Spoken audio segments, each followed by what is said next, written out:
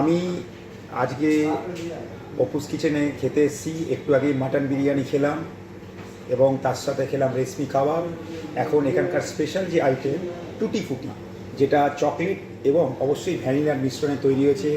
এর মধ্যে দেখতেই পাচ্ছেন নানা রকম ড্রাই ফ্রুটস আছে, ঠিক আছে, এবং চকো স্টিক আছে যাকে বলে, ভীষণই ভালো স্বাদে বর্ণে। ওহ আহা, কি লাগছে, অপূর্ব। আপনারা এসে অবশ্যই ট্রাই করুন ফুলবাগানের অপুস কিচেন।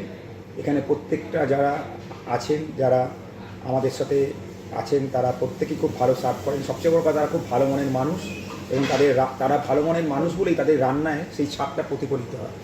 প্রতিটা রান্না একে অপরকে টেক্কা দিতে পারে এরকম রান্না।